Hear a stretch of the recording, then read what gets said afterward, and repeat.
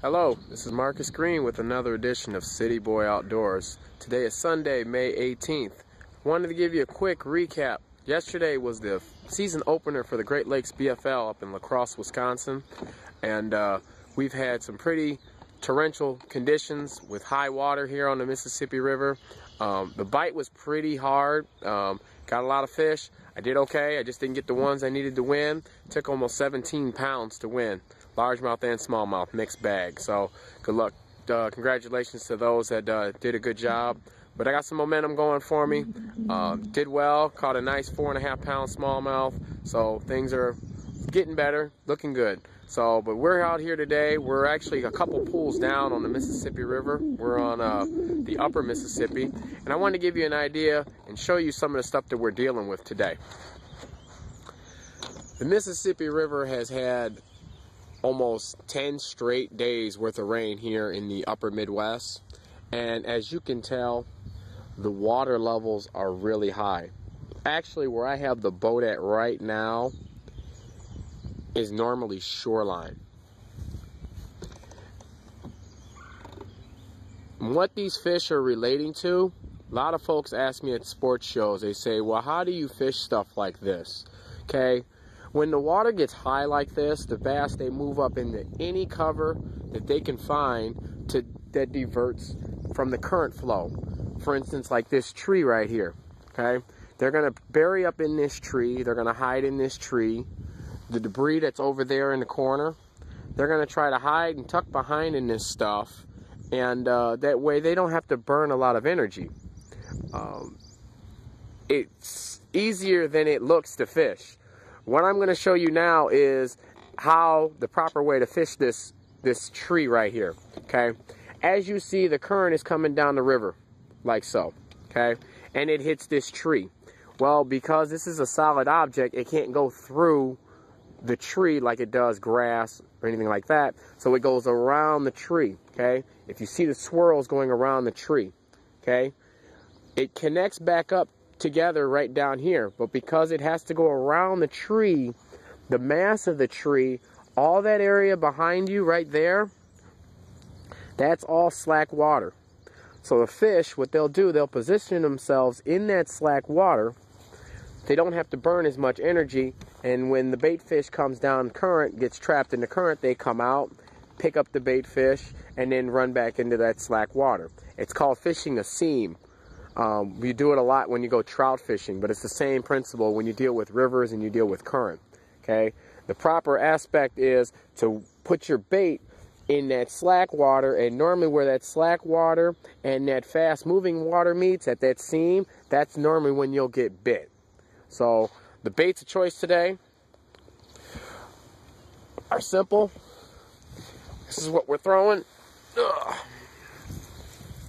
Throwing a PH Custom Cranks balsa crankbait, chartreuse with black back, square bill.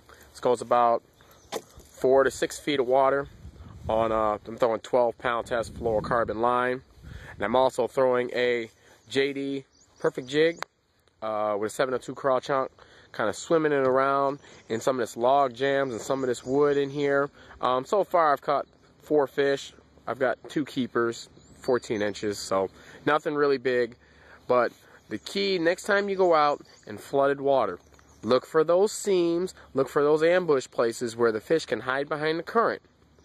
And if you could do that and put your baits on that slack water and have it meet that fast water, you're going to get bit.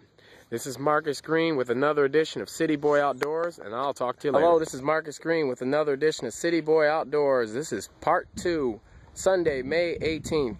We're just finishing up the day here. We're getting ready to go take the boat back and put it on the trailer. But I wanted to give you an update and show you the lures we were catching them on today.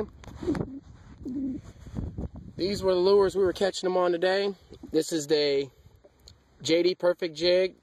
I was swimming this in the laydowns and the log jams. As you can see, there's practically no paint left on this. This was one of the primary baits today, and this was one of the primary baits I used yesterday at the BFL up in La Crosse.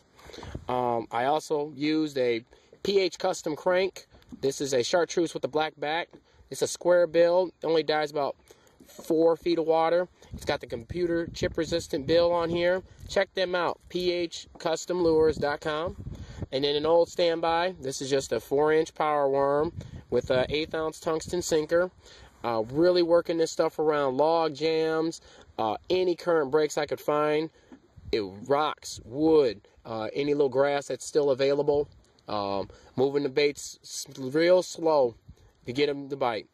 Even with the swim jig, I was just crawling it around log jams and stuff like that. The other thing we were doing, I was using pinpoint positioning with my hummingbird unit. Because the water levels are so high, what I end up doing, I end up taking the water offset in my hummingbird unit and adjusting it to match the water levels here at the Mississippi River where I'm fishing. So now when I look down at the unit and the unit says 12 feet of water, it actually is 12 feet of water. Okay, your standard default settings for your mapping will not show water fluctuations, so you have to go in there and you have to calibrate that. You go into water offset and you adjust it to the higher or lower depending on your water depth. So those were pretty much the tips that we used. Covered a little bit of ground today, had a great time, caught over 15 fish. 5 biggest fish today would have probably only went 9 pounds, but they were good solid 14-inch keepers, and had a good time. So we're gonna go ahead and put it back on the trailer, or we got to head on back to Chicago. So thank you again for the feedback that we've been getting on the Facebook page. Love that feedback. Good, bads, indifferents. Let us know about the show. Talk to us. Let us know what you like, what you don't like. Love that feedback. And keep sending it. We really do appreciate it. But this is Marcus Green with another edition of City Boy Outdoors, and I'll talk to you later.